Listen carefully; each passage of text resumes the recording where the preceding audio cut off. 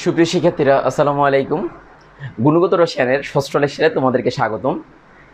আজকে আমরা মূলত আলোচনা করব গত ক্লাসে যে সমস্ত বিষয়গুলো আলোচনা করেছিলাম সেই বিষয়গুলোর যে সৃজনশীল রয়েছে সেইগুলো ইনশাআল্লাহ আলোচনা করব। তারপর আমি গত ক্লাসে তোমাদেরকে যখন আমি ম্যাথ করিয়েছিলাম তখন তোমরা এখানে অনেকগুলো প্রশ্ন করেছো, সেই প্রশ্নগুলোর আনসার দেওয়ার চেষ্টা করব। এবং আমি দেখলাম যে তোমাদের মধ্যে অনেক স্টুডেন্ট অনেক ভালো, আলহামদুলিল্লাহ আমার অনেক ভালো লেগেছে, আমার স্টুডেন্টরা অনেক কিছু জানতে চায়। তো আমি চেষ্টা করব সেই ধরনের প্রশ্নগুলোর আনসারগুলো দিতে, এবং এইচএসসি লেভেলের যে সমস্ত বিষয়গুলো আসে না কিন্তু তোমার ভর্তি পরীক্ষা, বুয়েট বা মেডিকেল বা বিভিন্ন পরীক্ষা আসে, সেগুলো ইনশাআল্লাহ আলোচনা করব। এগুলো আলোচনা করার উদ্দেশ্য হচ্ছে এইচএসসি লেভেলটা তোমাদের জন্য একদম সহজ হয়ে যাবে, শেষে ভর্তি পরীক্ষার জন্য তোমরা ইনশাআল্লাহ কিছু এগিয়ে যাবা। তো আমরা এগুলো আলোচনা করব। গত ক্লাসে যে বিষয়টা আমরা আলোচনা করিনি সেই বিষয়টা ইনশাআল্লাহ আজকের ক্লাসে ইনশাআল্লাহ নিয়ে আসবো, যাতে করে তোমাদের কাছে একদম ক্লিয়ার মনে হয় ইনশাআল্লাহ। ঠিক আছে, চেষ্টা করব। তো তাহলে আমরা মূল আলোচনাতে চলে যাই, সৃজনশীলগুলো প্রথমে আলোচনা করি। তো তাহলে আসো, প্রথমে আমরা দেখি যে সৃজনশীলে আমি এখানে 5টা মডেল আমি দিয়েছি। তো পরীক্ষা তো এতগুলো মডেল একসাথে আসবে না, পরীক্ষায় তোমার হয়তো যে কোনো 2টা বা 3টা থাকতে পারে, এবং ওই অনুসারে সৃজনশীলগুলো আসবে, এটা মাথায় রাখবা। তো সেক্ষেত্রে আমি প্রত্যেকটা মডেল এর কেন্দ্রিক যতগুলো কোয়েশ্চেন হতে পারে সেগুলো আমি এখানে উপস্থাপন করেছি, সেগুলো আমি বুঝিয়ে দেবো এবং তোমরা সেগুলোর আনসারগুলো সুন্দরভাবে লেখার চেষ্টা করবে। ঠিক আছে, তো তাহলে প্রথমে আমরা আসি যে এখানে যে 5টা মডেল সেগুলো একটু ভালোভাবে খেয়াল করো, এগুলো খেয়াল করলে তোমাদের জন্য ভালো হবে। তারপর দেখো, প্রত্যেক পরমাণু কেন্দ্র ধনাত্মক চার্জযুক্ত, এখানে লেখা আছে ধনাত্মক চার্জযুক্ত নিউক্লিয়াস দ্বারা গঠিত, এটা প্রমাণ করার জন্য বলেছে। খেয়াল করো, তাহলে এটা কি পরীক্ষা তুমি সহজে বলো? রাদারফোর্ডের আলফা কণা পরীক্ষা না?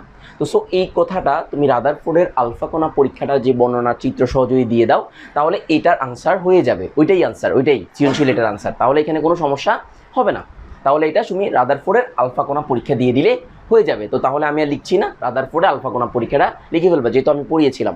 আচ্ছা, এরপরে দেখো দেখো উদ্দীপকের দ্বিতীয় পরমাণু মডেল, মানে দ্বিতীয় নাম্বার যে পরমাণু মডেল, গ্রহণযোগ্যতার সপক্ষে যুক্তি দেখাও। তাহলে খেয়াল করো, আমি গত ক্লাসে তোমাদেরকে যখন বোরের পরমাণু মডেল পড়িয়েছিলাম, বোরের পরমাণু মডেলের স্বীকার্য এবং সাফল্য নামে একটা অপশন পড়িয়েছিলাম। সাফল্য, বোরের পর আমার শীটের মধ্যে আছে সাফল্য। তাহলে এখানে এই গ্রহণযোগ্যতা মানে হচ্ছে সাফল্যটা, তার মানে বোরের পরমাণু মডেলের স্বীকার্য এবং সাফল্যটা, তাহলে দুইটা দিলে এটা হয়ে যাবে। এখন প্রশ্ন হচ্ছে দ্বিতীয় মডেলটা বোরের কেমনি বুঝবা। দেখো এখানে শক্তি স্তর আছে, একদম সুনির্দিষ্ট শক্তি স্তর আছে, আবার ইলেকট্রন এক স্তর থেকে অন্য স্তর ধাপান্তরিত হচ্ছে, যে এক স্তর থেকে অন্য স্তরে ধাপান্তরিত হচ্ছে। তাহলে এই যে ধাপান্তরিত হওয়ার ব্যাপার এবং শক্তির ব্যাপারটা দেওয়া আছে, তাহলে আমরা এই মডেলটা দ্বারা বুঝবো যে এটা হচ্ছে বোরের পরমাণু মডেল। তো ওখান থেকে আমি গ্রহণযোগ্যতাটা মানে হচ্ছে কি, বোরের পরমাণু মডেলের যে স্বীকার্যটা সেটা এবং তার যে সাফল্যটা রয়েছে সেই সাফল্যটা লিখে দিলে আমাদের আনসারটা হয়ে যাবে। আশা করি বুঝতে পেরেছো। তৃতীয় নাম্বার, যে উদ্দীপকের 1 ও 2 মডেল দুটির মধ্যে কোনটি বেশি উপযোগী, এটা রাজশাহী বোর্ড 2015 সালে এসেছে। খেয়াল করো, এখানে একটু মজা খেয়াল করো, সেটা হচ্ছে 1 মডেল এবং 2 মডেল তোমার কাছে অনেকটা সিমিলার মনে হতে পারে। খেয়াল করো, সিমিলার মনে হতে পারে না, এখানে যেহেতু 2টা মডেলের আলাদা কোনো পার্থক্য আছে, কোনটা উপযোগী বলেছে এটা স্পেসিফিকলি রাজশাহী বোর্ডে এসেছে। তাহলে দেখো এখানে শক্তি স্তর সুনির্দিষ্টভাবে দিলেও, মানে স্তরটা দিলেও, কিন্তু আসলে এটা কোন স্তরে ঘুরে, কিভাবে ঘুরে, সেটা কিন্তু আসলে বিস্তারিত শক্তি স্তরে যে E1 E2 নির্দিষ্ট শক্তি যে নিয়ে দ্বিতীয় মডেলে দেওয়া আছে, এখানে শক্তির কোনো ব্যাপারটা এখানে ছিল না। তো সো 1 নম্বর মডেলকে আমি মনে করব রাদারফোর্ডের পরমাণু মডেল, আর 2 নম্বর মডেলকে আমি মনে করব বোরের পরমাণু মডেল। তাহলে এটা বোঝার জন্য যে ফ্যাক্টরটা, সেটা হচ্ছে বোরের পরমাণু মডেলের এরকম স্তরগুলো নির্দিষ্ট থেকে, এবং এই যে ইলেকট্রনগুলো যে আসা যাওয়া করবে সেটা কিন্তু আইডেন্টিফাই করা থাকবে, মানে এই যে আইডেন্টিফাই করা থাকবে, এরকম আইডেন্টিফাই করা থাকবে। তো এরকম আইডেন্টিফাই করা থাকলে দেন সেটা বোরের পরমাণু মডেল। আর শুধু ইলেকট্রন থাকবে কিন্তু আইডেন্টিফাই করা যদি না থাকে, মানে এই শক্তি বা স্তরগুলো আইডেন্টিফাই করা যদি না থাকে স্পেসিফিকলিভাবে, এরকম যদি না থাকে, তাহলে এটাকে আমরা কি অথবা কে এলিমেন্ট, অথবা এখানে এটাকে কে থাকবে, এটা এল থাকবে, এরকম যদি না থাকে, তাহলে এটাকে আমরা, মানে এই ধরনের যদি না থাকে, তাহলে এটাকে আমরা রাদারফোর্ডের পরমাণু মডেল বলবো। তো তাহলে উদ্দীপকের 1 ও 2 এর মধ্যে কোনটা বেশি উপযোগী? ডেফিনেটলি বোরের পরমাণু মডেলটা বেশি উপযোগী, এবং তার সপক্ষে যে যুক্তিগুলো রয়েছে সেই যুক্তিগুলো, অর্থাৎ তুমি এখানে এই কোশ্চেনটা যদি ব্যাখ্যা করতে যাও, তাহলে সহজভাবে রাদারফোর্ডের পরমাণু মডেলের ত্রুটিগুলো যদি তুমি ভালোভাবে বলো আর বোরের পরমাণু মডেলের সাফল্যটা বলো, তাহলে তোমার জন্য বিশ্লেষণ করা সহজ হয়ে যাবে। তাহলে অপশন 2টা, তাহলে খেয়াল করো, এখানে এটা হচ্ছে কি, রাদারফোর্ডের পরমাণু মডেলের ত্রুটিটা তুমি আলোচনা করবা, আর এখানে তুমি কি আলোচনা করবা, বোরের পরমাণু মডেলের সাফল্য এবং বোরের পরমাণু মডেলের যে স্বীকার্যটা সেটা তুমি আলোচনা করবা। তাহলে এই দুইটা যদি অপশন যদি তুমি লিখো, তাহলে তোমার এই কোশ্চেনটার আনসার খুব স্মার্ট হয়ে যাবে আশা করি। ঠিক আছে, তাহলে বুঝতে পেরেছো তো কীভাবে আনসারগুলো লিখবা। এবার আসো 3, 4 ও 5 নং মডেলকে কার মডেল বলা হয়? দেখো 3 নম্বর মডেলটা, এটা কার মডেল? সৌর মডেল, এই যে সৌরজগতের গ্রহের মতো তুলনা করেছে, তাহলে এটা কার মডেল বলো তো? এই যে সৌরজগতের গ্রহে যে দেখছো গ্রহগুলোর মতো ইলেকট্রনগুলোকে তুলনা করেছে, তাহলে সৌর মডেল কার মডেলকে বলা হয়? রাদারফোর্ডের পরমাণু মডেলকে সৌর মডেল বলা হয়, রাইট? তো সো এটাও সৌর মডেল। আবার এই মডেলটা 4 নম্বর মডেলটা, এটাও কিন্তু সৌর মডেল। এখন তোমার প্রশ্ন হতে পারে, এটা দেখি অনেকে কোপারনিকাসের নীতি বলে, কোপারনিকাসের জ্যোতির্বিদ, তো আমার ওই কোপারনিকাসের কথা কেন আসবে? কারণ আমি তো এখানে রাদারফোর্ডের পরমাণু মডেল পড়ছি, যিনি তো সৌর মডেলের সাথে তুলনা করেছে যেহেতু, তো তাহলে আমার এখানে যেহেতু অন্য কোনো আলোচনা নাই, তাহলে আমি অন্য কোনো কিছু এটাতে চিন্তা করব না। অনেক স্টুডেন্ট আমি দেখেছি, খাতা কাটতে গিয়েও দেখেছি, আমাদের কলেজের পরীক্ষাগুলোতে, আমাদের ফার্স্ট ইয়ার ফাইনাল পরীক্ষাগুলোতে আমি দেখলাম এরকম কোশ্চেন দিয়েছিলাম, স্টুডেন্টরা ওই কোপারনিকাস, যারা ভালো তারা বেশি জানে হয়তো এই কারণে তারা লিখে ফেলেছে। তো আসলে বইতে আমাদের কোশ্চেনগুলোর আনসারটা হবে according to the your books, মানে তোমার বইতে যেভাবে আছে, যে অপশনগুলো আছে সেগুলো দিয়ে তোমাকে আনসার করলে জিনিসগুলো কী হবে? কোহেরেন্স, কোহেশন থাকবে, এটা মাথায় রাখবা। সো এটা কার পরমাণু মডেল? এটা হচ্ছে রাদারফোর্ডের পরমাণু মডেল।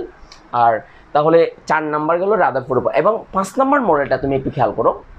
5 নাম্বার মডেলটা কিন্তু রাদারফোর্ডের পরমাণু মডেলের ত্রুটি খেয়াল করছো কিনা জানি না। এই যে ইলেকট্রন শক্তি বিকিরণ করতে করতে এই যে সর্পিল আকার, আমার শিটের মধ্যে একটা কথা লেখা ছিল সর্পিল আকার, এই যে সর্পিল আকার এরকম একটা কথা ছিল, সর্পিল আকার। এখন অনেকে স্টুডেন্ট এই সর্পিল আকার এটা নিয়ে টেনশন পড়ছে।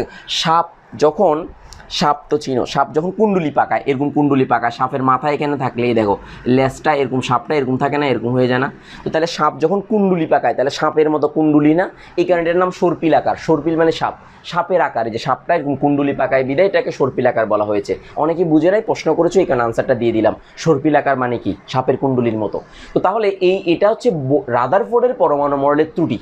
তার মানে রাদারফোর্ডের পরমাণু মডেলের যে ত্রুটিটা ছিল, সেই ত্রুটিটা এখানে উপস্থাপন করা হয়েছে। তার মানে রাদারফোর্ডের পরমাণু মডেলের যে ছিল ত্রুটি, সেটা এখানে ব্যাখ্যা করা হয়েছে। আশা করি তোমরা বুঝতে পেরেছো 3 নাম্বার এবং 4 নাম্বার পরমাণু মডেল। তাহলে এখন আমাকে বলো কার মডেল বলা হয়? তাহলে নিশ্চয়ই বুঝতে পারবা, এটা এক কথায় তুমি আনসার দিতে পারবা, অসুবিধা নেই।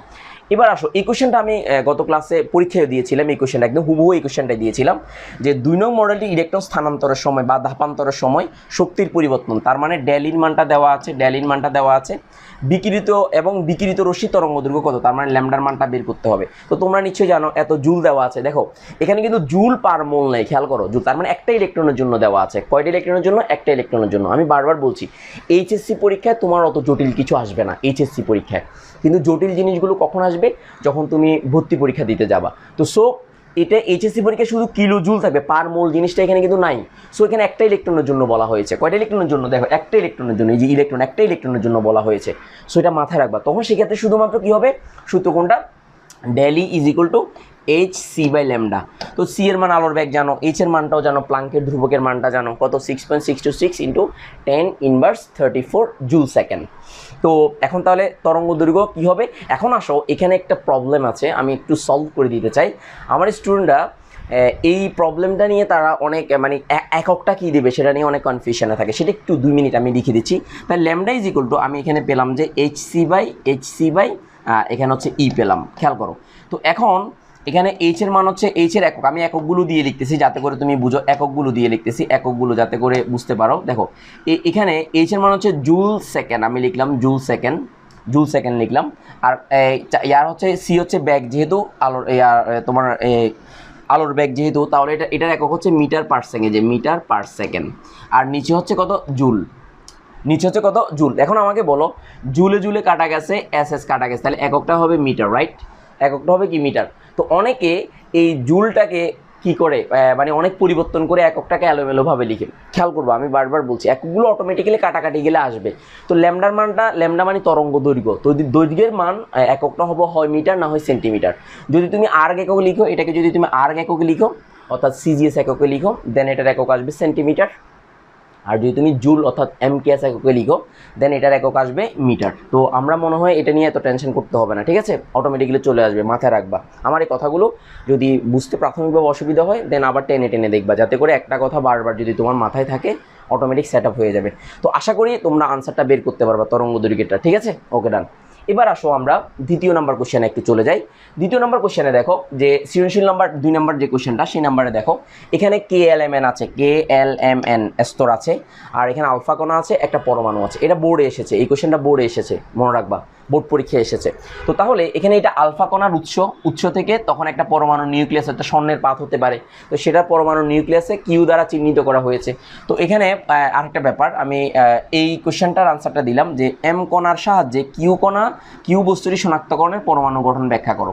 তো আমাকে বলো এই এম কণার সাহায্যে, তার মানে কি আলফা কণা, কি কণা বলো, আলফা কণা। তাহলে এই আলফা কণা হচ্ছে হিলিয়াম থেকে 2টি ইলেকট্রন চলে গেলে যা থাকে সেটাই কি, সেটার নামই হচ্ছে আলফা কণা, এটার নামই হচ্ছে আলফা কণা। তো আলফা কণা থেকে, আলফা কণা দ্বারা কিউ মানে নিউক্লিয়াস। তো তাহলে এটা দ্বারা কি বুঝো, তুমি রাদারফোর্ডের যে আলফা কণা পরীক্ষাটা আছে সেই পরীক্ষাটা সুন্দর করে লিখে দিলে এটা দ্বারা বোঝা যায় যে রাদারফোর্ড আলফা কণা পরীক্ষা, অর্থাৎ রাদারফোর্ড পরমাণু কেন্দ্রে যে নিউক্লিয়াস আছে তা প্রমাণ করেছিলেন। এবার নিচে সুন্দর করে রাদারফোর্ড আলফা কণা পরীক্ষাটা তুমি লিখে দিবা, সিম্পল। তাহলে আলফা কণা পরীক্ষাটা তুমি পড়েছো। তাহলে এই প্রশ্নের সাথে প্রথমে কোহেরেন্স রেখে 2-1টা কথা লিখবা, তারপরে মেন জিনিসটা রাদারফোর্ড আলফা কণা পরীক্ষাটা, পুরো জিনিসটা পর্যবেক্ষণটা, তারপর হচ্ছে কীভাবে পরীক্ষাটা করেছে, উৎসগুলো এবং তার যে স্বীকার্যগুলো সেটা সুন্দর করে লিখে দিবা। 4 নম্বরের কোশ্চেন হিসেবে আসে, খেয়াল করো 4 নম্বরের জন্য, মানে বড় ঘ অথবা 3-এর জন্য আসতে পারে। সুন্দর করে গুছিয়ে লিখে দিবা, আমার মনে হয় 5-7 মিনিটে বেশি লাগবে না আনসার করতে। আচ্ছা, এবার আসো উদ্দীপকের ইলেকট্রনের কৌণিক ভরবেগ কত ব্যাখ্যা করো। খেয়াল করো উদ্দীপকের ইলেকট্রনের, এখানে দেখো ইলেকট্রনটা কোথায় আছে, দেখো K shell, L shell, M shell, N shell. তাহলে এই এন শেল ইলেকট্রনটা আছে, খেয়াল করেছো কিনা জানি না, কোন শেলে আছে, এই এন শেল ইলেকট্রনটা আছে। তাহলে এন এর মান, তাহলে এই এন যখন হবে তখন এই ক্যাপিটাল এন, তার মানে 1 2 3 4, তাহলে এই এন এর মান তখন কত হবে, 4 হবে। অর্থাৎ তাহলে আমাদের সূত্র কি, এমভিআর, এই এমভিআর ইজ ইকুয়াল টু এই NH/2 পাই। তো তাহলে এখন আমাকে বলো কৌণিক ভরবেগের মানটা অটোমেটিক চলে আসবে এখানে। তার মানে এখানে ক্যালকুলেশন করলে এইচ এর মানটা যদি জুল এককে বসাও তাহলে এখানে হবে একক আসবে 8 সেকেন্ড। এখানে একটা বিষয় আমি একটু বলে রাখি, তোমাদের অনেকেরই প্রবলেম হয়েছে। দেখো এইচ এর মান যদি তুমি 6.626 ইন্টু 10⁻34 বসাও, তাহলে এটার পুরোটার একক আসবে জুল সেকেন্ড, এই যে জুল সেকেন্ড। তো অনেক স্টুডেন্ট আমি দেখলাম যে তারা এই জিনিসগুলো এককগুলো নিয়ে অনেকে এখানে অনেক হাবিজাবি লিখেছে। আমার কথা হচ্ছে যে খেয়াল করো, তোমার মাথাটাকে রিল্যাক্স করার চেষ্টা করবা, ফিল করার চেষ্টা করবা। আমরা যে কোনো জিনিস সহজভাবে লিখবো। এখন অনেকে কি করছে, এটাকে এইভাবে না লিখে তারা কি করছে আমি দেখাচ্ছি তারা কি কাজটা করেছে। এটার পুরো এককগুলো লিখেছে, এন এর তো কোনো একক নাই, কারণ n = তো 4, কারণ n = তো 4। তো তাহলে n এর কোনো একক নাই, 2 এরও একক নাই, পাইয়েরও একক নাই। তো তাহলে শুধু এইচ এর এককটাই, পুরা এমবিআর এর পুরো এককটাই হচ্ছে এইচ এর একক। তো অনেকে এই কাজটা করতে গিয়ে অনেক ধরনের প্যাচ করে ফেলেছে, আমি সেটা একটু দেখাচ্ছি। যেমন আমি গত ক্লাসে তোমাদের যে পরীক্ষা নিয়েছিলাম, পরীক্ষার পরে আমি একটা সলিউশন দিয়েছিলাম, সেখানে এককগুলো আমি লিখেছিলাম, আমি আবার লিখছি যাতে করে তোমাদের মাথায় সেট আপ হয়ে যায়। এই জুল এককটাকে আমরা কীভাবে লিখতে পারি একটু খেয়াল করো। আমার যদিও বা সময় লাগে সমস্যা নেই, বাট আমি একটু দেখাচ্ছি তোমাদেরকে। কাজের একক, এই যে কাজের একক কি বলো তো, কাজের একক হচ্ছে জুল। তো কাজকে ডব্লিউ বলা হয়, তাহলে ডব্লিউ যেগুলো FS মানে হচ্ছে দূরত্ব, বল ইন্টু সরণ, বল ইন্টু সরণ মানে দূরত্ব, মানে কতটুকু দূরত্ব বল প্রয়োগে কতটুকু সরণ ঘটে, সেটাই FS। তো এফটা কি MA, F = MAS। তার মানে হচ্ছে এম মানে হচ্ছে ভর, এ মানে ত্বরণ, আর এস মানে হচ্ছে সরণ। তো তাহলে আমি এখন এককগুলো যদি একটু লিখি, তাহলে এখানে কি লিখতে পারি, এম একক কেজি লিখতে পারি, এর একক হচ্ছে মিটার/সেকেন্ড² লিখতে পারি, আর দূরত্বের একক মিটার লিখতে পারি। তাহলে আমার এটার একক হচ্ছে কেজি, আর এখানে হচ্ছে কেজি আসতেছে। এখানে আমি যদি একটু লিখি তাহলে এখানে আসতেছে কেজি, আর এখানে আসতেছে, দেখো এখানে কেজি আসতেছে, আর এখানে আসতেছে মিটার², আর এখানে হচ্ছে %/সেকেন্ড², আর এখানে হচ্ছে সেকেন্ড। তো তাহলে সেকেন্ড, এই সেকেন্ড, এখানে মিটার², এটা মিটার², এই যে %/সেকেন্ড। তাহলে এখানে একটা সেকেন্ড ছিল, সেকেন্ডটা আমি এখানে লিখবো না, তাহলে এটা হচ্ছে জুলের। তো আমরা এটার পুরো একক জানি জুল। তো তাহলে আমি লিখতে পারি, সুতরাং জুল ইজ ইকুয়াল টু যে কেজি মিটার²/সেকেন্ড²। জুলের পরিবর্তে এটা লিখতে পারি, জুলের পরিবর্তে। তো এখন জুল সেকেন্ড যখন লিখবা তখন এখানে তোমার হিসাবটা কেমন আসবে, তখন হিসাবটা আসবে এমন যে জুলের একক লেখো কেজি মিটার²/সেকেন্ড² ইন্টু সেকেন্ড। সেকেন্ডে কাটা যাবে, তখন কেজি মিটার²/সেকেন্ড। তাহলে এই এককটা লিখবে, অনেকে এরকম করে লিখবে। এখন আমাকে বলো যে এত কঠিন করে লিখাচ্ছি, আমি যদি সহজে জুল সেকেন্ড লিখে ফেলি আমার কি কোনো সমস্যা আছে? এটা নিশ্চয়ই যারা বুঝার তারা বুঝে নাও, কিন্তু আমি যদি সরাসরি জুল সেকেন্ড লিখি তাহলে তো অসুবিধা নেই। তো ফিল করবা, জিনিসগুলো বোঝার চেষ্টা করবা এবং তোমার নিজের মতো করে লিখবা, আশা করি বুঝতে পেরেছো। তো তাহলে এখানে তুমি এটাও এই এককটাও লিখতে পারো, এই জুল সেকেন্ড লিখতে পারো। এখন প্রশ্ন হচ্ছে এটা হচ্ছে এমকেএস একক, এখন সিজিএস একক হলে কী হবে? তো তাহলে এটা কেজির পরিবর্তে এটা কী হবে বলো? কেজির পরিবর্তে এটা কী হবে? এটা হবে কেজির পরিবর্তে গ্রাম, এটা হবে সেন্টিমিটার, এই যে সেন্টিমিটার স্কোয়ার, আর পার সেকেন্ড তো বরাবর থাকবে, তাহলে গ্রাম সেন্টিমিটার স্কোয়ার পার সেকেন্ড। তাহলে আর্ক সেকেন্ডের পরিবর্তে, যে আর্ক সেকেন্ডের পরিবর্তে আমি এই এককটাও লিখতে পারি, গ্রাম সেন্টিমিটার স্কোয়ার পার সেকেন্ড লিখতে পারি। তাহলে কৌণিক ভরবেগের এক, অনেকে এটাকে রেডিয়ান দিয়ে লিখেছে। তো আমি বলবো এত জটিল জায়গায় যে লিখতে পারো, তুমি যদি ভালো করে বুঝো লিখো, কোনো সমস্যা না, আপত্তি নেই। কিন্তু আমি বলছি যারা নর্মাল স্টুডেন্ট বা যারা মনে করো যে না আমার এত প্যাচে যাওয়ার দরকার নেই, তাহলে তুমি নর্মালি এইভাবে এই এককগুলো দিয়ে তুমি প্রকাশ করে ফেললেও তোমার কোনো সমস্যা নেই। কিন্তু যারা বুঝো আলহামদুলিল্লাহ লিখো, কোনো সমস্যা নেই, কারণ সবার লেখার অধিকার আছে। হ্যাঁ, এই কারণে অনেক সময় দেখা যায় এগুলোর জন্য নাম্বার কাটা যেতে পারে, এটা মাথায় রাখবা, ঠিক আছে? এককগুলো না লিখলে নাম্বার কাটা যাবে, এটা মাথায় রাখবা, এটা কিন্তু মাথায় রাখবা।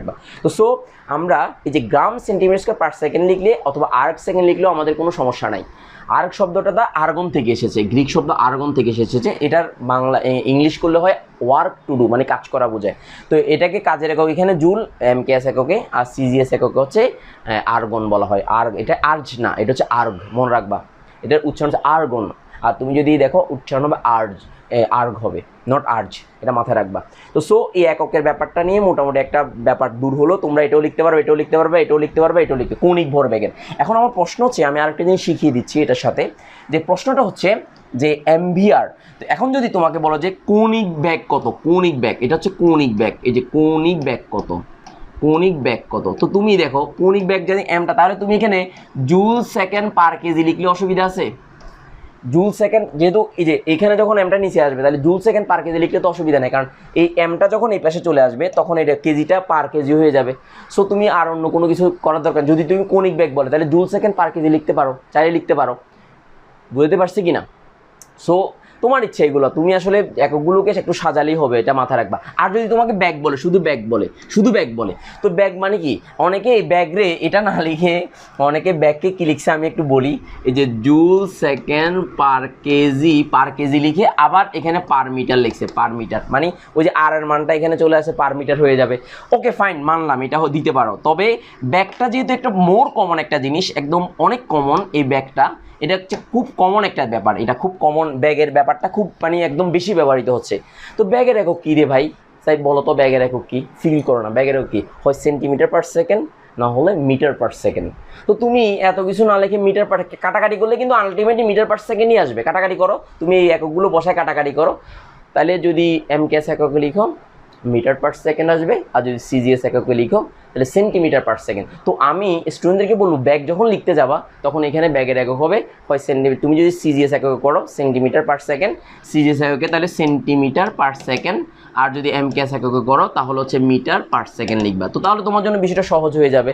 তো এখানে অনেক ভালো একটা মেয়ে দেখলাম, খুব ভালো একটা মেয়ে, বোর্ডে পজিশন করা একটা মেয়ে, এরকম ভুল লিখছে এককগুলো, আমি দেখলাম একক তার এককগুলো, সে অনেক কঠিন একটা অঙ্ক পেরেছে, কিন্তু দেখলাম যে এই এককগুলোর ক্ষেত্রে ভুল করেছে, এই শুধু জটিলতার কারণে।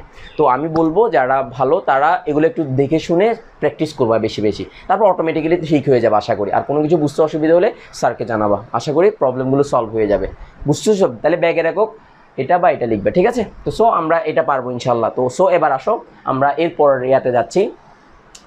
লেকচারটা যদি একটু লম্বা হয় তোমরা মাইন্ড করিও না, কারণ আমি আসলে অনেক কিছু পড়াবো, একটু ধৈর্য সহকারে তোমাকে শুনতে হবে। লেকচারটা হয়তো লম্বা হতে পারে, কিন্তু আসলে কিছু করার নাই, আমাকে শেষ করতে হবে। তো সো একটু ধৈর্য সহকারে দেখবা ইনশাল্লাহ। হ্যাঁ, আসো এবার তৃতীয় নম্বর যে সৃজনশীল আছে সেই সৃজনশীল একটু লক্ষ্য করো যে এখানে RH হবে না, এটাকে আমি ধরবো, এটা আমার শিটের মধ্যে এটা চেঞ্জ করে দিও, জুলটাই যে এটা হবে জুল। এখন একটু খেয়াল করো যে N হতে L শ্যালে, তাহলে এই N হতে এই L শ্যালে আসছে, তার মানে চতুর্থ স্তর থেকে কোন স্তরে আসছে? দ্বিতীয় স্তরে আসছে। ইলেকট্রন ধাপান্তরের সময় ফোটনের তরঙ্গ দৈর্ঘ্য নির্ণয় করো। তো তার মানে ধাপান্তরের সময় যে শক্তিটা আছে সেই শক্তির মানটা দেওয়া আছে, শক্তির মানটা এর মানটা দেওয়া আছে, যে শক্তির পরিবর্তন হয়, শক্তির এখানে ড্যালিচ লিখি, ড্যালিচের মানটা এখানে দেওয়া আছে। তো এই ড্যালিচের মানটা যদি দেয়া থাকে তো তাহলে এবার আমরা কি করব? এখানে ড্যালিচের মানটা যদি দেওয়া থাকে দেন আমরা তাহলে সূত্র কি জানি? এই del H is equal to h, এখানে যে তরঙ্গ দৈর্ঘ্য চাইছে তাহলে সি বাই ল্যামডা। তো সুতরাং আমাকে ল্যামডার মানটাই বের করতে হবে, যেহেতু এটা জুল এখানে যেহেতু দেওয়া আছে, ডেল ই হবে, এখানে ডেল ইচ না ডেল ই হবে। তো তাহলে খেয়াল করো ডেল ইর মান দেওয়া আছে, তো তাহলে ডেল ইর মানটা যদি দেওয়া থাকে দেন আমরা এখানে সি এর মানটা জানি, এইচ এর মানটা জানি, ল্যামডার মানটা বের করে ফেলতে পারবো। তো তাহলে আমার একক যেহেতু জুলে দেওয়া আছে, সো এটার একক বের হবে মিটার, মানে মিটার এককে বের হবে, জুলে যেহেতু দেওয়া আছে। সো এটা ডেল ইর মানটা এখানে রাখবা। তো এখানে আরও কিছু অঙ্ক আছে, এগুলো যখন মানে এ স্টাইলের যে ইলেকট্রনের শুধু কোন স্তর থেকে কোন স্তরে আসছে এটা জানা থাকলেও কিন্তু বের করা যায়, এইগুলো বের করা, তরঙ্গ দৈর্ঘ্য বের করা যায়।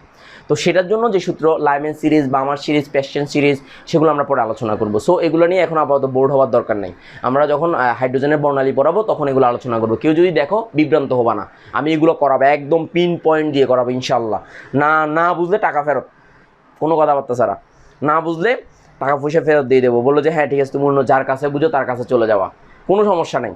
আমার কাছে যে স্টুডেন্টগুলো ভালো করে বুঝবে তাদেরকে, আমার সেকেন্ড ইয়ার স্টুডেন্টগুলোকে তো আমি ক্লাসের মধ্যে মাইর দেওয়ার ব্যবস্থা করি, এই যে এরকম ক্লাসের মধ্যে বলি যে না বুঝলে ফিটাবো, বাসায় গিয়ে ফিটাবো বলি, ঠিক আছে। সো তোমরাও ইনশাল্লাহ নতুন, তোমাদেরকে এখন বললে ভয় পাবা, এই কারণে বলছি না, পরে ইনশাল্লাহ বলবো আস্তে ধীরে, ঠিক আছে। আচ্ছা, তাহলে প্রত্যেকটা জিনিস আমি ইনশাল্লাহ আলোচনা করব, কোনো কিছুই বাদ দেবো না, একদম পিন পয়েন্ট, যেগুলো তুমি অন্য কোথাও পাবো না সেগুলো আমি ইনশাল্লাহ পড়াবো। সো ডোন্ট ওয়ারি, আমরা একদম সিলেবাসও শেষ হবে ইনশাল্লাহ আমাদের, আমরা ভালো করে সব কিছু জানবো। আবার রিভিউ ক্লাসও থাকবে আমাদের, যদি কোনো সমস্যা আমি রিভিউ ক্লাস দেবো, আর যদি মনে হয় কোনো অসুবিধা তাহলে আবার লাইভ ক্লাস আমার সাথে সরাসরি কনসাল্ট করবা, মানে ভিডিও কলের মাধ্যমে বুঝিয়ে দেবো, ডোন্ট ওয়ারি।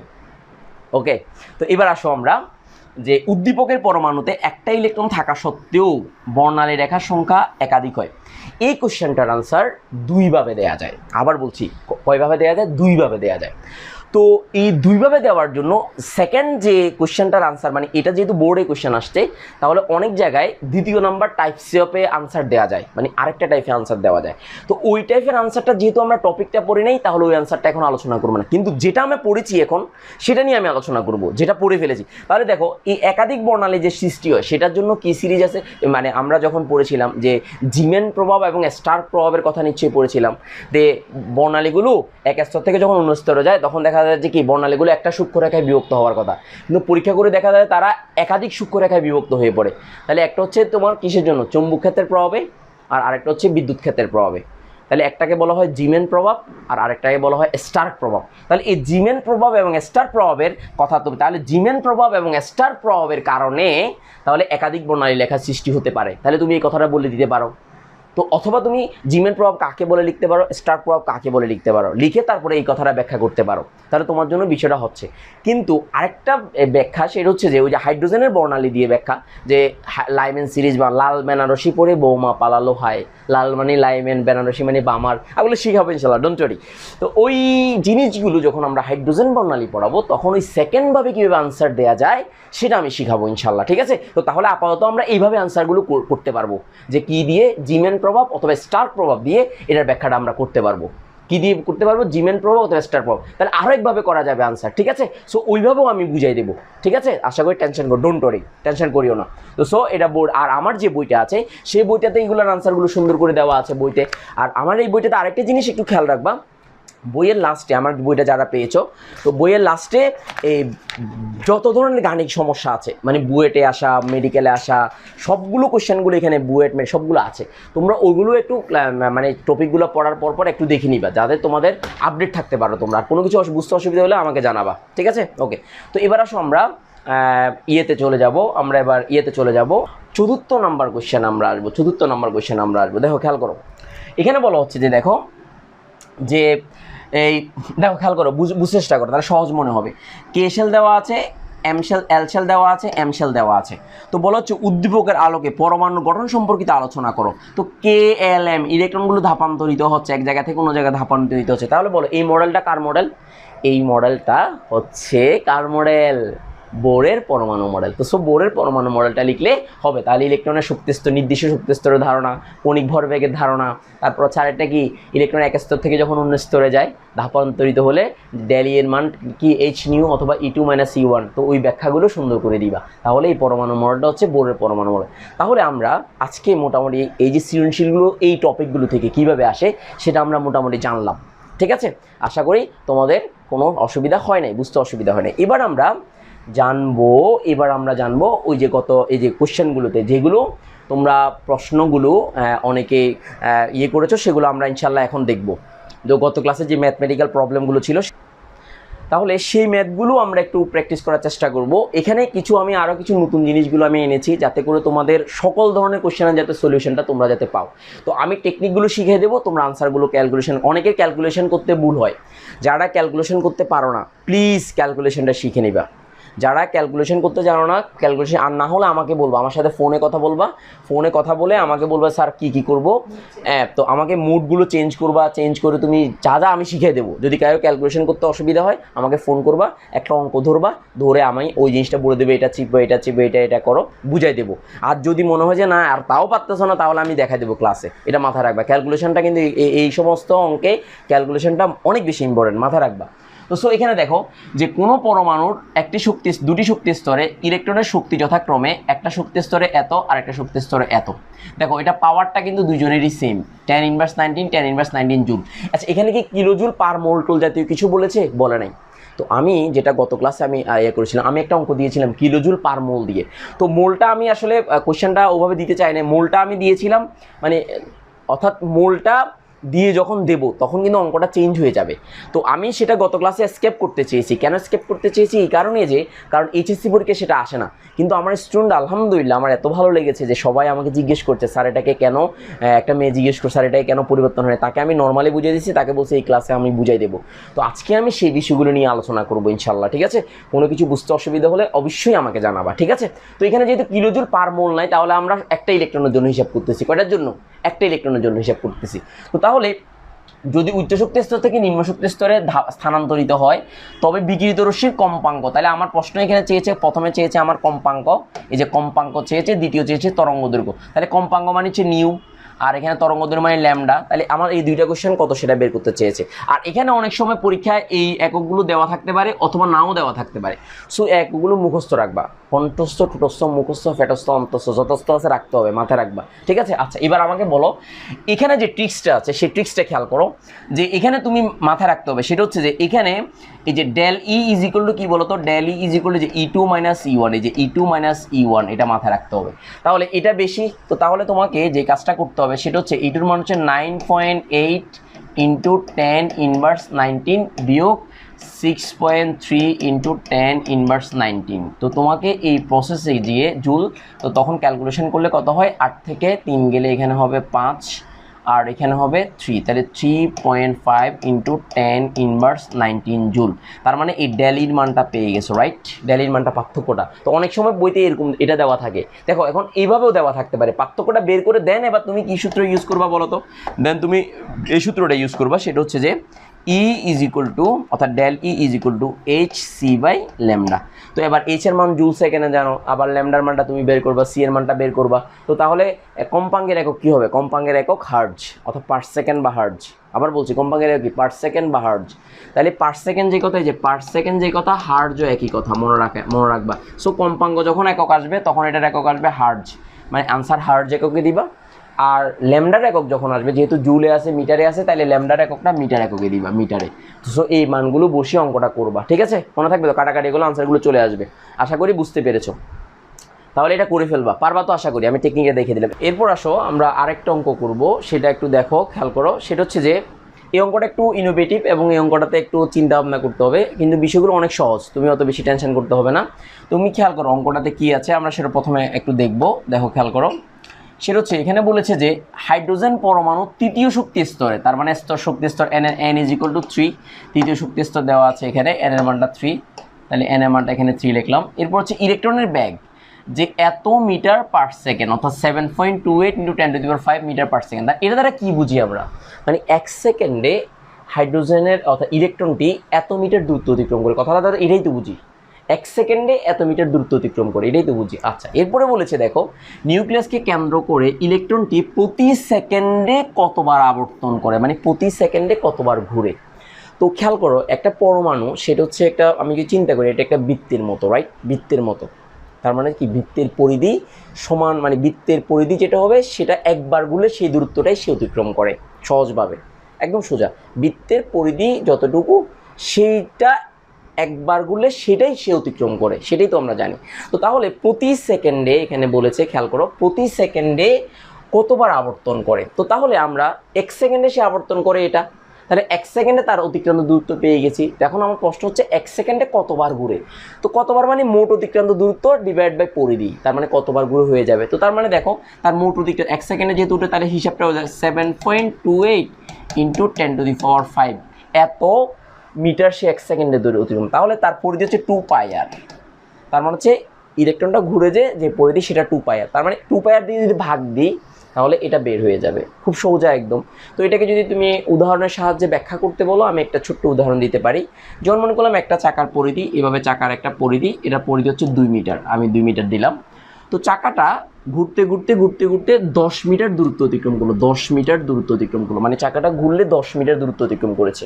তো এখন আমার প্রশ্ন হচ্ছে চাকাটা কয়বার ঘুরেছে আমি যদি প্রশ্ন করি, তো তাহলে তোমার জন্য হিসাবটা হবে খুব সহজ, যে অতিক্রান্ত দূরত্ব, তার মানে তার অতিক্রান্ত দূরত্ব হচ্ছে কত, যে 10, এবং প্রতি একবারে সে কতটুকু ঘুরছে, রাইট, 2 মিটার ঘুরেছে। তো তাহলে এখানে 2 দিলাম, তাহলে সমান হচ্ছে 5 বার, রাইট। তার মানে মোট অতিক্রান্ত দূরত্ব ডিভাইড বাই প্রতিবারে কয়বার, মানে প্রতিবারে কত মিটার দূরত্ব অতিক্রম করেছে, দেন 5 বার। একদম সোজা হয়ে গেছে বিষয়টা, আমরা বুঝতে পেরেছি। তো এখন আমার প্রশ্ন হচ্ছে এই অঙ্কটাতে আমাকে কি বের করতে হবে, রাইট, আমাকে বের করতে হবে আর এর মানটা বের করতে হবে আমাকে, রাইট। আর এর মানটা যদি বের করতে পারি তাহলে আমার জন্য অঙ্কটা পান্তাবাদ। তো সো আর এর মানটা বের করো। তো আর এর মানটা আমরা করি, বুঝেছি আমরা, না বুঝতে আমাকে জানাবা। তো তাহলে আমি মুছে দিচ্ছি এটা। তাহলে আর এর মানটা আমরা বের করব। তো আর এর মানটা একটু বের করার চেষ্টা করি, আমরা আর এর মানটা বের করার চেষ্টা করি। তাহলে আর এর মানটা বের করার জন্য আমাকে কি করতে হবে, mvr = nh/2π। তো তাহলে এখন আর এর মানটা বলো, বা এখানে r তাহলে এই nh/2πmv। তো তাহলে ক্যালকুলেশন, এই আর এর একক যেহেতু এটা দূরত্ব, তাহলে এটার একক মিটারে লিখবো, এইচ অর্থাৎ mks এককে লিখবো। তাহলে এখন আমি ক্যালকুলেশন করি, n এর মান কত, n এর মান 3, তাহলে n এর মান 3 × 6.626 × 10⁻⁴ জুল সেকেন্ড। আমি জুল সেকেন্ড না লিখে সরাসরি মিটার লিখে দিতে পারি, মানে কাটাকাটি করার পরে। তো তাহলে 2 × 3.1416 × m এর মান হচ্ছে কত, ইলেকট্রনের ভরটা কণ্ঠস্থ, ঠোঁটস্থ, মুখস্থ, ফেটস্থ, অন্তস্থ, যতস্থ আছে করতে হবে। তাহলে এটার মানটা মনে আছে, ইলেকট্রনের মানটা মনে না রাখলেও রাখতে হবে, 9.11 × 10⁻31 কেজি। ইলেকট্রনের ভরটা কেজিতে, কেন এটা আমি কেস এককে লিখতেছি, এটা আমি কেস এককে। তো তাহলে এবার আছো আমাদের ভি এর মানটা। ভি এর মানটা আমরা কত দেওয়া আছে এখানে বলো তো, কত দেওয়া আছে, 7.8, যে 7.8 × 7.28, সরি 7.28, এখানে আমি লিখলাম 7.28, খেয়াল করো, ইন্টু 7.28 × 10⁵। তো আলটিমেটলি আমার একক হবে কত, একক হবে আমার মিটার, মানে কাটাকাটি করলে মিটার হবে। তো ক্যালকুলেশন করো, ক্যালকুলেশন করে তুমি দেখো, যে আমি একটু ক্যালকুলেশন করে দেখাচ্ছি। তাহলে 3 × 6.626 (34) ভাগ 2 × 3.1416 × 9.11 (31) × 7.28 5 ব্র্যাকেট শেষ করলাম। এই যে ক্যালকুলেশন, তাহলে আমার এখানে বের হয়েছে কত, যে আমার এখানে আর মান বের হয়েছে 4.77 ইন্টু, খেয়াল করো, আচ্ছা এখানে আমার একটা ভুল হয়েছে, আমি 3 পয়েন্টটা ভুল হয়েছে, আমি আবার করছি, দেখো খেয়াল করো, তাহলে এখানে ভুল হয়েছে, আমি একটু ক্যালকুলেশন আবার করছি। তাহলে দেখো এখানে 3 × 6.626 (34) তারপর হচ্ছে ভাগ এখানে 2 × 3.1416, তারপর হচ্ছে এখানে ইন্টু 9.11 (31) × 7.28 (5) ক্যালকুলেশন শেষ করলাম। তাহলে = দিলাম, তাহলে 4.77, যে 4.77 × 10⁻10 মিটার। তাহলে এটা হচ্ছে আমার কি দূরত্ব, আর এর মানটা আমরা পেয়ে গেছি। কার মানটা, আর এর মানটা পেয়েছি। তো এই মানগুলো তুমি সাজায় পরীক্ষাতে যখন লিখবে তখন সাজিয়ে পাশে পাশে এগুলো মানগুলো লিখে তারপরে করবা, যাতে করে তোমার অঙ্কটা অনেক স্মার্ট হয়, ঠিক আছে। আমি তো বোঝানোর জন্য এমনি লিখলাম, তোমরা কিন্তু পরীক্ষায় সাজায় লিখবা আশেপাশে, একদম এগুলো প্রত্যেকটা টার্মগুলো লিখবা, এইচ প্লাঙ্কের ধ্রুবক, এন কক্ষপথ, এম এর মান, ভি এর মান একদম আলাদা আলাদা করে পাশে লিখে তারপরে করবা, যাতে জিনিসটা স্মার্ট হয়, ঠিক আছে কিনা? কারণ প্রশ্নে পরীক্ষায় ভালো নাম্বার পেতে হলে তোমাকে স্মার্টলি করতে হবে, ঠিক আছে? আমি সময় স্বল্পতার জন্য লিখে নেই, খেয়াল রাখিও। তো সো আর এগুলো যদি না পারো একদম ধরে ধরে ফিডাবো, বলে দিচ্ছি, আমি আবার বলছি। তো তাহলে এখন আমাকে সহজভাবে বলো, তো আমি এখন আর এর মানটা পেয়ে গেছি, তো তাহলে আমি কি করতে হবে? আমি এটা মুছে দিচ্ছি। তো আমি এখন কি করব? আমি এখন যে কাজটা করব সেটা হচ্ছে যে, দেখো আমি করে দিচ্ছি যে কাজটা, সেটা হচ্ছে যে আমি এখন সুতরাং ইলেকট্রনটি ঘুরে, যে ইলেকট্রনটি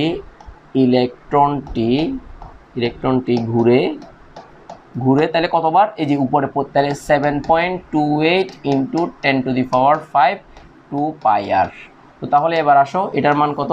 7.28, মানে অতিক্রান্ত দূরত্ব ডিভাইড বাই প্রতি সেকেন্ডের ব্যাপারটা তো চলে আসছে, যে প্রতি সেকেন্ডে, তাহলে 1 সেকেন্ডে যেহেতু, তাহলে তার অতিক্রান্ত দূরত্ব ডিভাইড বাই পরিধি, তাহলে কতবার ঘুরে বের হয়ে যাবে? তাহলে 2 ইন্টু 3.1416 ইন্টু 4.77 ইন্টু 10⁻10, ক্যালকুলেশন করো, ইন্টু 10⁵ ক্যালকুলেশন করো এত। তো আমি যদি লিখি 7.28 এক্সপোনেনশিয়াল 5 ভাগ 2 ইন্টু 3.1416, তারপর আমি এখানে লিখব into 4.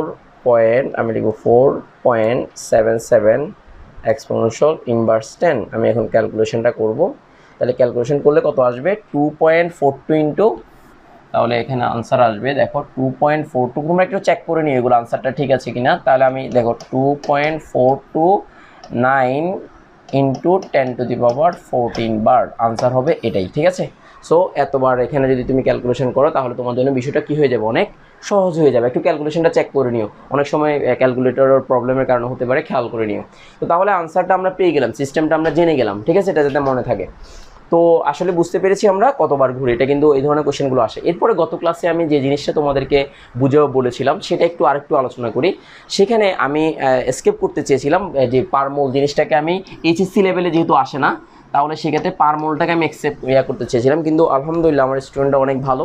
You guys are really awesome. আমি আসলে তোমাদেরকে অনেক বেশি আসলে বুঝতে পেরেছি, তোমরা অনেক ভালো, এবং তোমরা যেভাবে মানে আমাকে কোশ্চেন করতেছো আমার অনেক ভালো লাগতেছে। আমি তোমাদের জন্য আমি খুবই আসলে খুশি, আমার দিতে ভালো লাগতেছে তোমাদেরকে। তো ইনশাল্লাহ আমি সেই বিষয়টা আলোচনা করবো। হাজারি স্যারের বইয়ের 87 পৃষ্ঠায় বিষয়গুলো আছে, তো আমি একটু আলোচনা করে ফেলি, কারণ এগুলো সচরাচর এইচএসসি পরীক্ষা আসে না, কিন্তু ভর্তি পরীক্ষার জন্য বা বইটা এক্সামের জন্য মাস্ট লাগবে, তো সেটা একটু ফিল করে পড়ানোর চেষ্টা করবে ইনশাল্লাহ। তো এখানে খেয়াল করো, কিলোজুল পার মোল দেওয়া আছে, পার মোল দেওয়া আছে। এমনি বেসিক্যালি যে আমরা যতগুলো পড়ি সবগুলো একটা ইলেকট্রনের জন্য। কয়টা ইলেকট্রনের জন্য? একটা মাত্র ইলেকট্রনের জন্য। তো তাহলে 1 মোল ইলেকট্রনের জন্য হিসাবটা কীভাবে আসবে? তাহলে একটা মাত্র ইলেকট্রনের জন্য যত হবে 1 মোল ইলেকট্রনের জন্য, তাহলে 1 মোলে পরমাণু আছে বা অণু আছে কয়টি? পরমাণু আছে কয়টি? 6.02 ইন্টু 10⁻23, তাহলে 1 মোল ইজ ইকুয়াল টু, আমরা জানি সবাই এই 1 মোলটা নিশ্চয়ই না জানলে তো আমাকে 6.02 ইন্টু 10⁻23 অণু বা এখানে যেহেতু পরমাণু, তাহলে পরমাণু আমি লিখবো, পরমাণু থাকে। তাহলে এই 1 মোল পরমাণুতে এতটি পরমাণু থাকে সেটা জানি, রাইট? তো তাহলে আমরা মোলে কনভার্ট করতে হলে তখন এত দ্বারা গুণ করে দিলে তাহলে মোলে কনভার্ট হয়ে যাবে। তাহলে বিষয়টা বুঝতে পেরেছ? তো তাহলে এগুলো মাথায় রাখবা, এই জিনিসগুলো একটু মাথায় রাখবা। তো সো আমি যেটা বলতে চাচ্ছি সেটা হচ্ছে যে এই 1 মোল সমান এতটি, এটা মাথায় রাখবা। মোলে কনভার্ট করতে গেলে আমাকে এত দ্বারা গুণ করতে হবে, মানে পরমাণু থেকে মোলে যদি নিয়ে যেতে চাই তাহলে আমাকে এই এতর জন্য, একটার জন্য এত, তাহলে এতটির জন্য কত, তাহলে পার মোল হয়ে যাবে হিসাবটা। খেয়াল করেছো তো? তো আমি সেটা দেখাবো এখন। তো এখন আমাকে বলো যে এখানে চাইছি কি বলো তো, বিকিরিত তরঙ্গ শক্তি এবং তরঙ্গ দৈর্ঘ্য এবং ফ্রিকোয়েন্সি চেয়েছে। তাহলে তরঙ্গ দৈর্ঘ্য মানে হচ্ছে ল্যামডাটা চেয়েছে, আর ফ্রিকোয়েন্সি মানে হচ্ছে নিউটা, এটা এইচ নিউ আমরা জানি। ফ্রিকোয়েন্সি বা যেটাকে কম্পাঙ্ক বলা হয়, কি বলা হয়? কম্পাঙ্কের একক কি? হার্জ মানে হচ্ছে পার সেকেন্ড, মনে আছে তো? HZ যে কথা, পার সেকেন্ডও কি কথা? পার সেকেন্ডও একই কথা, মনে আছে কিনা? মনে না থাকলে বলবা, আমাকে জানাবা মনে না থাকলে। এগুলো খুব ইম্পর্টেন্ট। আর ল্যামডাটাকে কি? মিটার বা সেন্টিমিটার, তুমি যেটা বলো সেটাই হতে পারে। আমার কথা কি বুঝতে পেরেছো? সো বি কেয়ারফুল, এগুলো খুব সতর্কতার সাথে করবো অঙ্কগুলো। সো আমাকে জিজ্ঞেস করেছো অনেকে, আমি এখন ক্লিয়ার করে দিচ্ছি। তাহলে এখন আমাকে বলো, যখন আমরা অঙ্কগুলো করব তখন সেক্ষেত্রে আমাদের যেটা মাথায় রাখতে হবে সেটা হচ্ছে যে দেখো, এই এর মানটা অর্থাৎ পার্থক্য, ডেলিন মানটা, আমি ডেলিন মানটা লিখলাম, এই যে ডেলিন মানটা 399.1 কিলোজুল পার মোল। তো তাহলে এখানে যখন আমি এটা লিখবো তখন এইচ এর মানটা, এই যে এইচ এর মানটা, তখন দেখো খেয়াল করো 6.626 ইন্টু 10 ইনভার্স 34, দেখো খেয়াল করো জুল সেকেন্ড। তাহলে এখানে কিন্তু পার অ্যাটম কথাটা নাই, কিন্তু বুঝে নিতে হবে যে এই এইচ এর মানটা প্লাঙ্কের ধ্রুবকটা একটা মাত্র ইলেকট্রনের জন্য। কার জন্য বলো তো? একটা মাত্র, তার মানে পার অ্যাটম ইলেকট্রনের জন্য। সো এটাকে আমি লিখতে পারি পার অ্যাটম, লিখতে পারি, লিখে না কিন্তু লিখা যায়, লিখা মানে প্রতিটা ইলেকট্রনের জন্য। তো তাহলে এটাকে আমি পার অ্যাটম লিখতে পারি, পার অ্যাটম, ATOM, অ্যাটম। অ্যাটম মানে তো পরমাণু, এটাকে আবার অ্যাটমোস্ফিয়ার মনে করিও না, ঠিক আছে? অ্যাটম মানে পরমাণু, পরমাণু বলা হচ্ছে, মানে প্রতিটা ইয়ার জন্য, ক্ষুদ্র একটা অংশের জন্য একটা। তো তাহলে এবার আমরা কি করব, এবার আমরা এটাকে আমি এই যে মৌলে নিয়ে যাব, কারণ আমার এটাও মৌলে আছে, এটাকেও মৌলে কনভার্ট করতে হবে। তো তাহলে সেক্ষেত্রে আমি বলতে পারি এখানে যে এখানে আমি কি বলবো বলো তো? এখানে আমি যেটা বলবো সেটা হচ্ছে যে, আমি একটু লিখি, এখানে যেটা বলবো সেটা হচ্ছে 6.626 ইন্টু 10 ইনভার্স 34। তাহলে একটার জন্য এটা, তাহলে এক মোলের জন্য কত হবে? ঠিক আছে কিনা? তাহলে একজনকে 5 টাকা দিলে 10 জনকে কয় টাকা দেবো? 50 টাকা দেবো, 10 দিয়ে গুণ করবো। তো তাহলে সোজা কথা, তাহলে এক মূল্য থাকে কত? তাহলে আমি এখানে এই যে 6.02 গুণ 10⁻23 দ্বারা গুণ করলে সাথে সাথে তখন হয়ে যাবে জুল সেকেন্ড পার মোল। এই যে এখানে পার মোল হয়ে যাবে, বুঝেছ? কি হবে? Joule second per mole. Have you got the point? তাহলে এটা মোলে আছে, এটাকেও মোলে নিয়ে গেলাম, একটা পয়েন্ট। তো আবার আমি চাইলে আবার অন্যভাবে তো করতে পারি, পারি না? আমি দেমাগের বাড়তে, আমি তোমাদেরকে মানে সিলে কলা খাওয়াইতে রাজি না, কলা খাওয়ানোটা সিলে কেমনে সেটা শিখে দিতে রাজি, দেন তুমি নিজে নিজে সিলে খাওয়া। তার মানে আমি স্টুডেন্টদেরকে বলি যে কোনো মাছ ধরে ধরে খাওয়ানোর চেয়ে মাছ ধরানো শিখে দেওয়া ভালো, তুমি নিজে নিজে ধরে ধরে খাবা। তো আমি নিয়ম বা টেকনিকটা শিখিয়ে দেবো, তুমি নিজে নিজে এগুলো অ্যাপ্লাই করবা, তোমার নিজের মতো করে অ্যাপ্লাই করো, তাহলে তোমাকে আর টেনশন করতে হবে না। আর একটা অঙ্ক এক নিয়মে করলে যে হবে তা, অনেক নিয়মে করা যায়, তোমাকে এটা সেন্স খাটাইতে হবে, ঠিক আছে? এগুলো বুয়েট এক্সামে এই ধরনের বিষয়গুলো আসে, ঠিক আছে? আমি গতকালও আমার এইচএসসি স্টুডেন্টদেরকে বুয়েটের অঙ্ক করাইছিলাম, অনেক স্মার্ট, খুব সোজাভাবে জিনিসগুলো। তো যাই হোক, তোমরা যেহেতু জানতে চেয়েছো এবং তোমার জন্য এটা খুবই ইফেক্টিভ, এটা মাথায় রাখো। তো সো এই অঙ্কটা একটা নিয়মে করলাম, আমি আরেকটা নিয়মও দেখা দিচ্ছি। তাহলে এখানে আমি অ্যাটমের এককটা সেম করলাম। তো এবার আমাকে বলো, আমার সূত্র কি বলো? Del E is equal to h c by lambda. তাহলে এইচ এর মানটা আমার জানা আছে, পার মোলে নিয়ে গেলাম। এইচ এর মানটা কিসে নিয়ে গেলাম? পার মোলে, যে পার মোলে নিয়ে গেলাম। তো এইচ এর মানটা পার মোলে লিখবো, এটাও পার মোল এককে দেওয়া আছে। সি এর মানটা, তখন তো সি এর মানটা তো কনস্ট্যান্ট, এটা তো আর পার মোল টোল হিসাব না, এটা তো ব্যাগ। তো তাহলে সেক্ষেত্রে এটার মানটা 3 ইন্টু 10⁸, আর ল্যামডার মানটা অটোমেটিক বের হয়ে যাবে। সুতরাং ল্যামডার মানটা তোমরা বের করবা, কত হয় ল্যামডার মানটা বের করবা, তাহলে সেটা তরঙ্গ দৈর্ঘ্য বের হবে। আর ফ্রিকোয়েন্সি মানে হার্জ, তো হার্জ মানে এইচ নিউ, তখন তুমি ডেল এইচ এর মানটা কোনো del E is equal to, তাহলে কি হবে এইচ নিউ। তাহলে নিউর মানটা, এই যে নিউর মানটা তোমরা বের করবা। তাহলে এবার কি বিষয়টা বুঝতে পেরেছো কনভার্টটা কিভাবে করে? আমার মনে হয় বুঝতে পেরেছো তো বিষয়টা। কনভার্টটা করে তোমরা তারপর অঙ্ক করবে, এটা একটা প্রসেস। সেকেন্ড যে প্রসেসটা হচ্ছে, এটা একটা প্রসেসে বের করো, আনসার একই বের হবে। আমার আরেকটা প্রসেস বলে দিচ্ছি, ফিল করো, জাস্ট ফিল কেমিস্ট্রিকে ফিল করতে হবে। যদি ফিল করো, it's awesome, you can't imagine how easy it will be, মানে মজা নাও। তাহলে আমার মানে তুমি যদি সেন্সটা ক্রিয়েট করতে পারো, আসলে খুবই মজার, সেটা মাথায় রাখতে হবে। তো এবার আসো আমরা আরেকটা জিনিস করি। তো আমার এখানে আমি এটা মুছে দিলাম, আনসার একই বের হবে। আমি আরেকটা প্রসেস দেখিয়ে দিচ্ছি, দেখো খেয়াল করো। এটা পার অ্যাটমে আছে, রাইট? তো তাহলে এটা পার মোলে আছে, রাইট? পার মোলে। তো আমি এটাকে অ্যাটমে ঠিক রাখলাম, তো এটাকে আমি পার ইয়াতে করে প্রতিটা অ্যাটমের জন্য করে ফেলি, মানে এটাকে অ্যাটম ঠিক রাখলাম, এটাকে পার অ্যাটম করে ফেলি। তো করে ফেললাম আমি। তো পার অ্যাটম দ্বারা করতে হলে কী করতে হবে?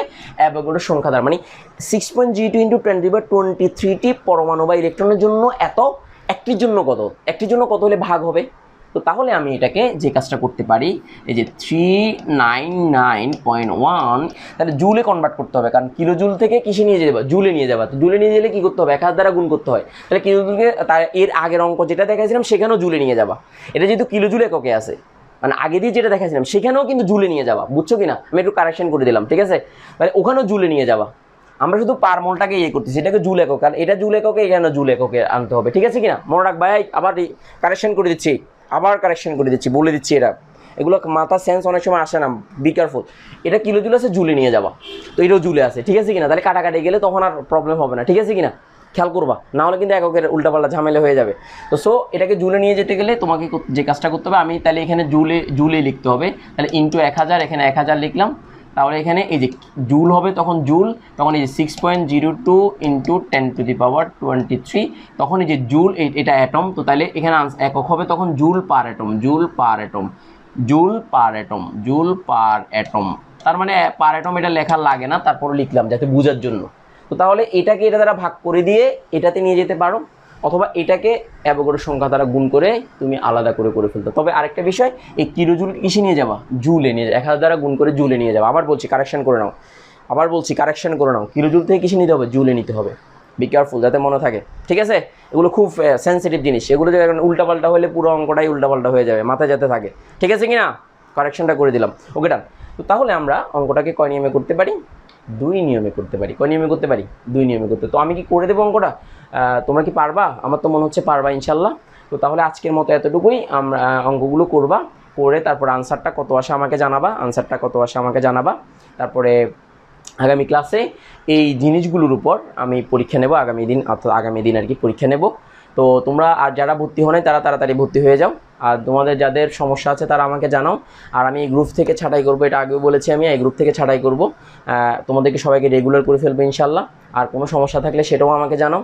আর আমি তোমাদের ফ্রেন্ড সার্কেল যারা আছে, যারা আমার কাছে পড়তে চায়, তাদের জন্য একটা নতুন গ্রুপ খুলেছি। এটাতে 11 তারিখ থেকে ক্লাস শুরু হবে বিকাল 4টায়। তো তোমরা তোমাদের শুভাকাঙ্ক্ষী যারা আছে তাদেরকে জানিয়ে দিও। আমার ওই গ্রুপের লিঙ্কটাও তোমাদেরকে জানাই দেবো, যদি তোমরা কেউ এরকম আগ্রহী হয় আমাকে জানাও, আমি ইনবক্সে জানাই দেবো গ্রুপের লিঙ্কটা, ঠিক আছে? তাহলে এই গ্রুপে আর কোনো স্টুডেন্ট নেবো না, সোজা কথা। এই গ্রুপে আমি স্টপ করে দিলাম, ভর্তিটা করে দিলাম, অর্থাৎ যেইজন মেম্বার আছে তারাই শুধু ভর্তি হলে হবে, নাহলে তাদেরকে গ্রুপ থেকে বের করে দেবো। এই গ্রুপের নিয়ম হচ্ছে এতটুকুই। তো আর বইগুলো তোমরা ভালো করে করবো। বইয়ের পিছনে যে আমার যে বই যারা পেয়েছো, বইয়ের পিছনে যারা 5000 টাকা পেইড আছে তারা বইগুলো বইগুলো পাঠানোর ব্যবস্থা করেছি আমি। তো বইয়ের পিছনে যেগুলো আগেও বলেছি, এগুলো একটু কষ্ট করে একটু প্র্যাকটিস করার চেষ্টা করবো, যাতে করে তোমাদের রিকভার হয়ে যায়। তো আজকের মতো এতটুকুই, ভালো থাকো, সুস্থ থাকো, ধন্যবাদ সবাইকে, আসসালামু আলাইকুম।